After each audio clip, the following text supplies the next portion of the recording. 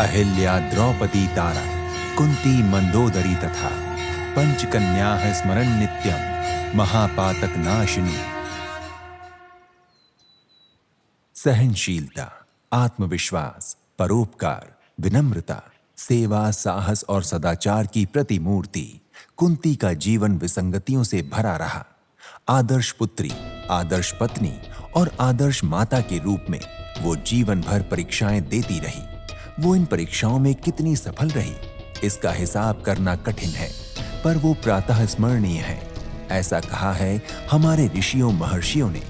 ऋषियों ने क्यों कहा ऐसा, आइए करीब से समझने की कोशिश करते हैं कुंती को। कुंती के पति पांडु ऋषि किंदिन के श्राप के कारण स्वर्गवासी हुए। पति के वियोग में पांडु की दूसरी पत्नी माद्री ने भी अपने प्राण त्याग दिए। अब कुंती क्या करे? सामने 5 नन्हे बच्चे थे, उनके पालन पोषण की जिम्मेदारी थी। वो अपनी जिम्मेदारियों से भाग तो नहीं सकती थी, तो उसने वन में ही बच्चों को पालने का निर्णय लिया। कुरुवंश की बहू वन में रहे, झरनों का जल पिए, कंदमूल खाकर गुजारा करे। पितामह भीष्म को ये सब ठीक नहीं लगा और वे हस्तिनापुर से सेना के साथ कुंती के पास चले।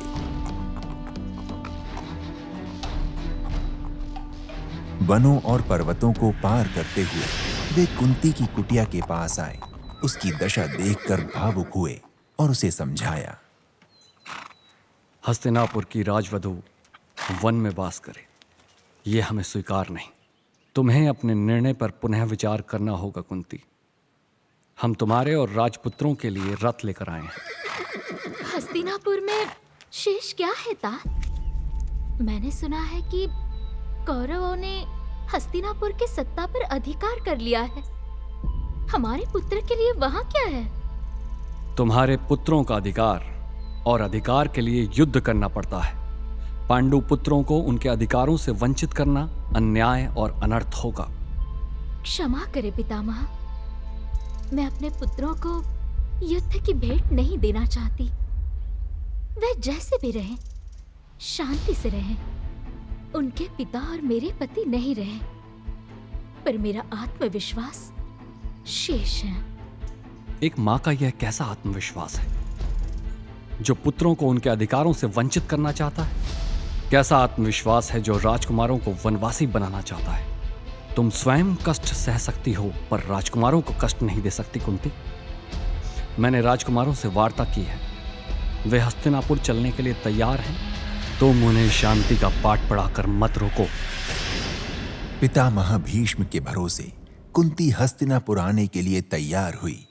5 पांडव प्रसन्न हुए। पितामह के मार्गदर्शन में रथ चल पड़े।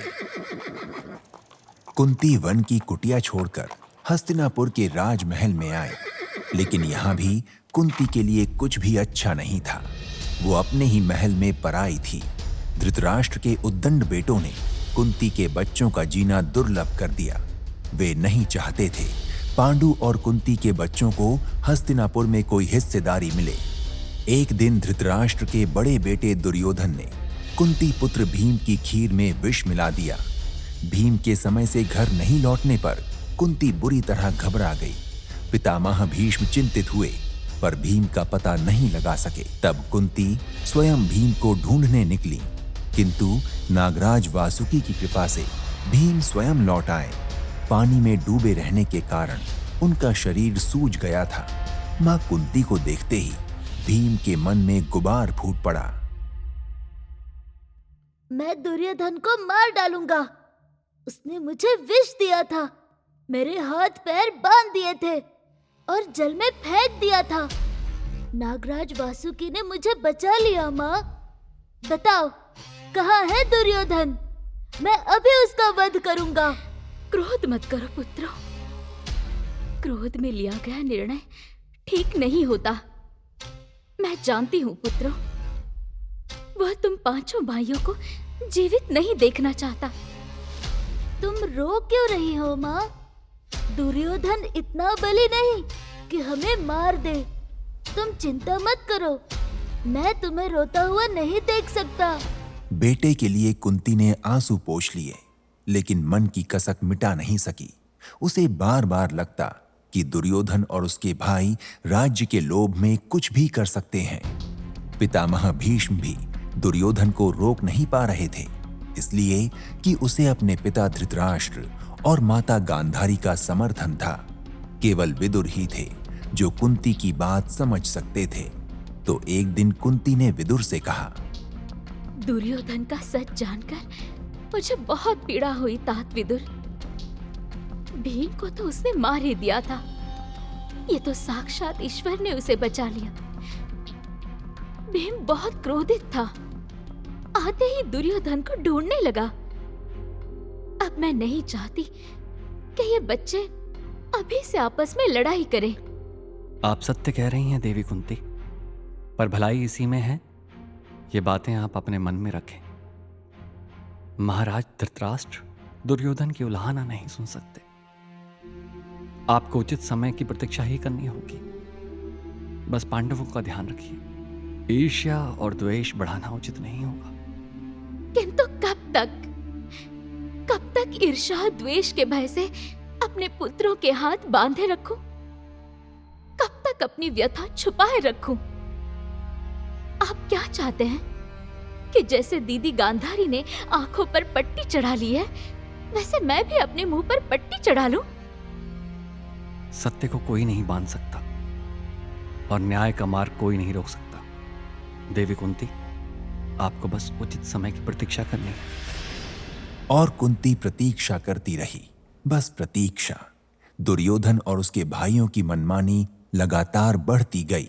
वे पांडवों को अपने रास्ते से हटाने की चालें चलते रहे।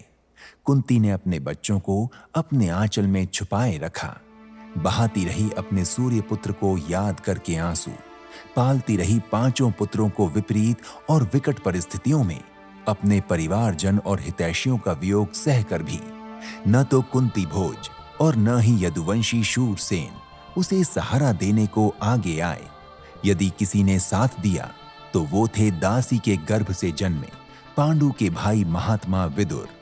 विदुर ही थे जिन्होंने कुंती के उस बेटे के लिए उमड़ी भावनाओं को सहारा दिया जिसे अज्ञात कुल का कहा जा रहा था। पर मां होकर कुंती चुप थी। तो ऐसी कौन सी स्थिति थी कि जो एक मां ने मौन साध लिया, बस अपने आप में घुटती रही, टूटती और बिलखती रही। जानिए कुंती का सच, सुनते रहिए आगे की कथा केवल ऑडिटेल्स पर।